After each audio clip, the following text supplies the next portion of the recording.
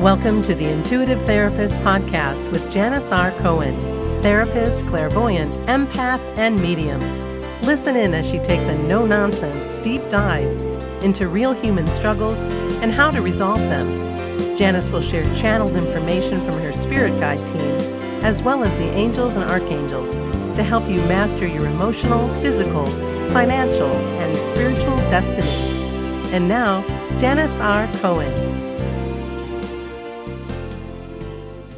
Hey y'all, this is Janis Cohen, the Intuitive Therapist, here on the Intuitive Therapist Podcast. I hope you're doing well this week.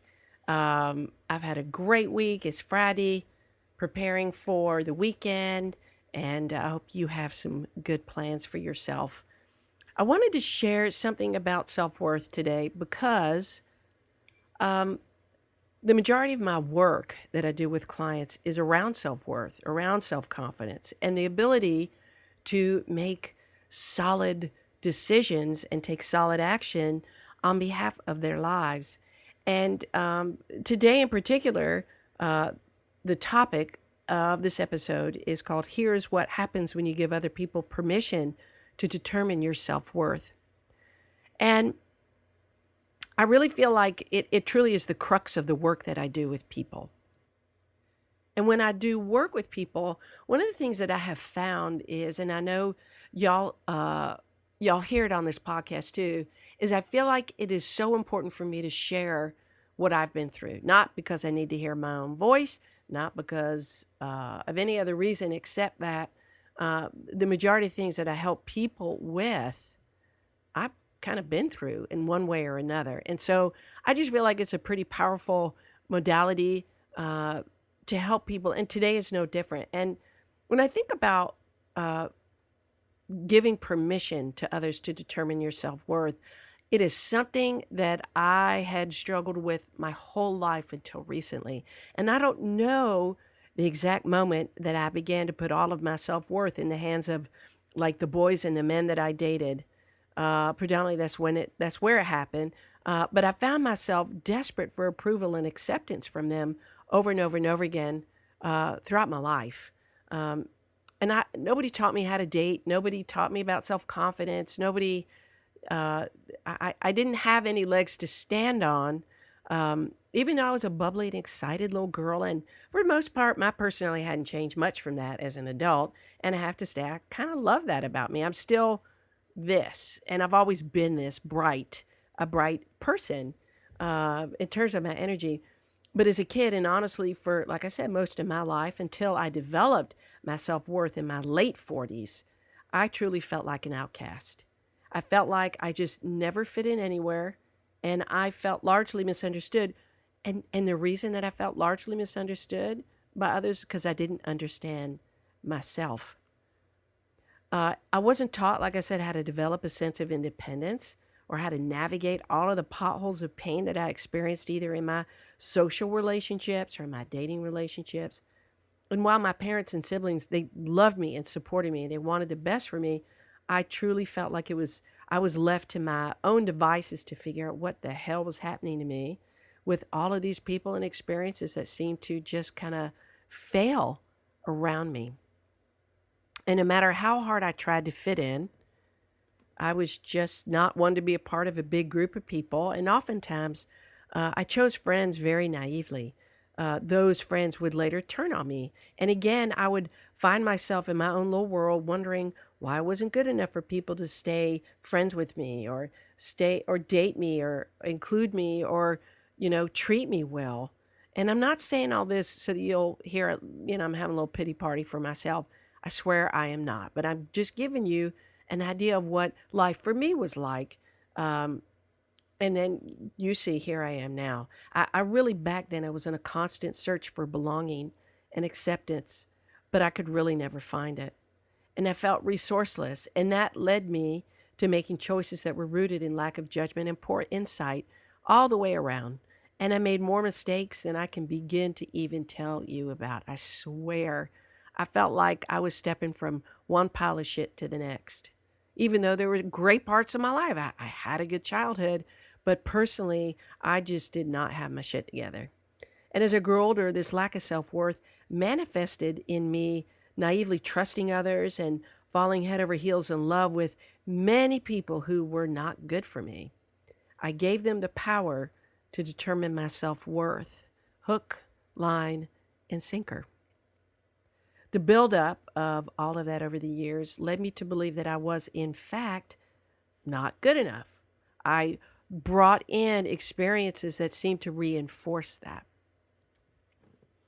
Um, it's so interesting when I think about this time. I truly felt like for the majority of my life that I was kind of like a fuck up. It's kind of like no matter what I tried, I couldn't win for losing. Um, and I felt shame because for the longest time, shame was my companion. Shame made me believe that who I was as a human being, as a person, that I was not good enough. It wasn't just guilt, it was beyond that.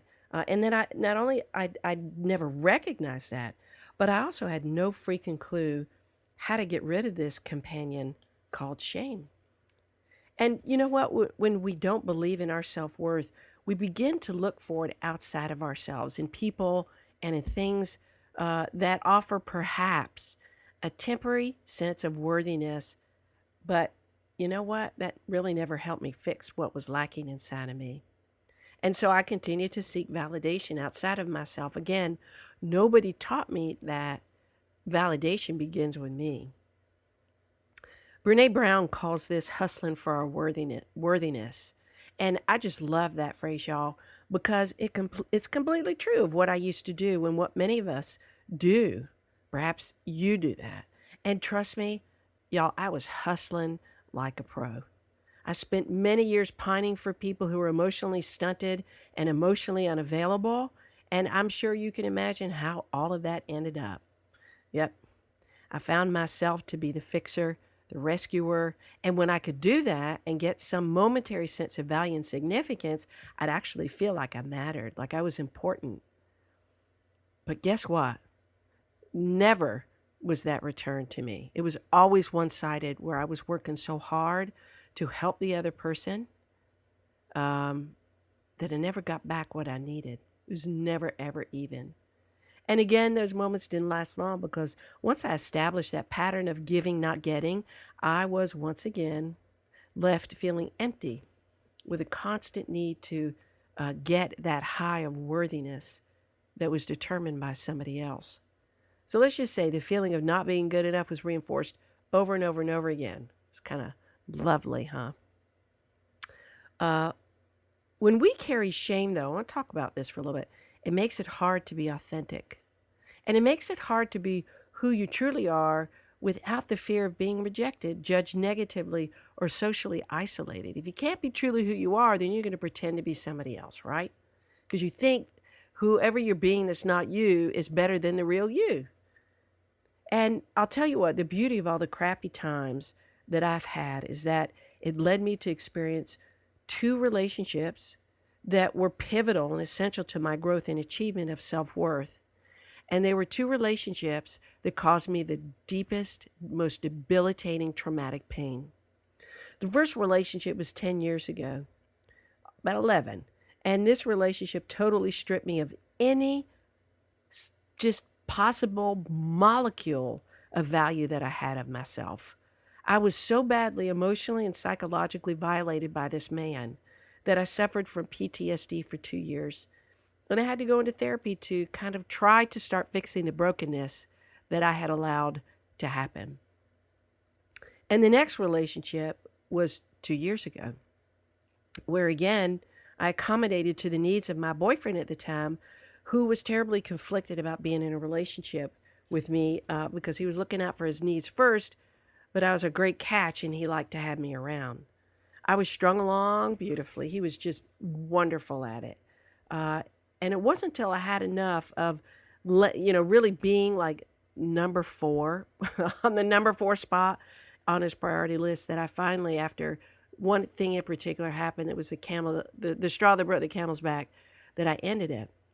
And in another segment, I talk about the process that happened with my angelic team helping me in this. Whereas literally, I had an out of body experience and I was literally carried out. Um, but if you go listen to the previous podcast, you'll be able to hear that story in full. Fortunately, like I said, my spiritual team helped me out and the toxic relationship was ended for good.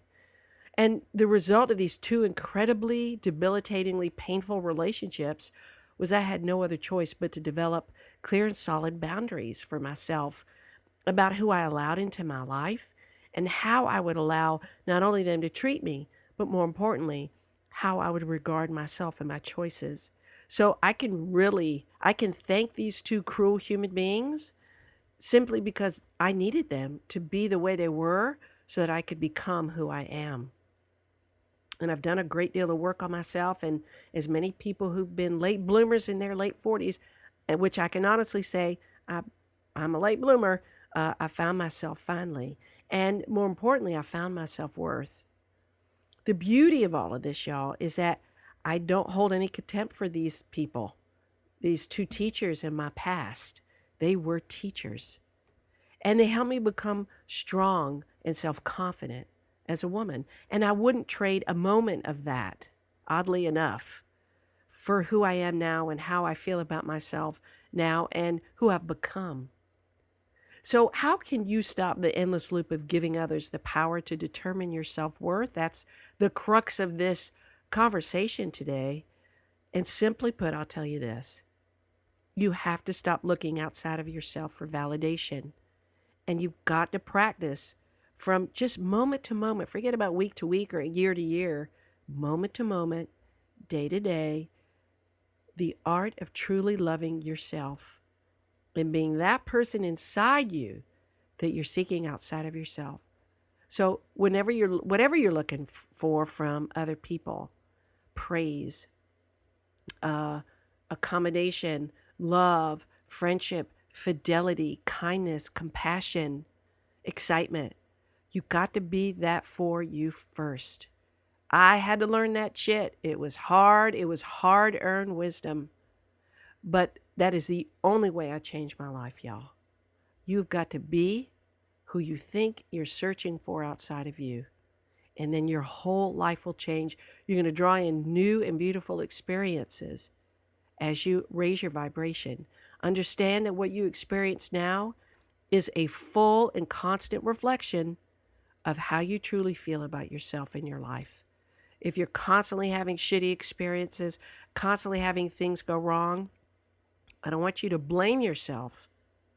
What I'd rather you do is go within and look at what's your mindset like? How critical and negative are you on a daily basis? How much helplessness do you practice? How much anger do you carry? How much contempt for people do you carry from your past, your parents, your friends, your former mates? Again, it all comes down to you. That's a great thing. And it's also a real hard thing. But the bottom line is you can change your life.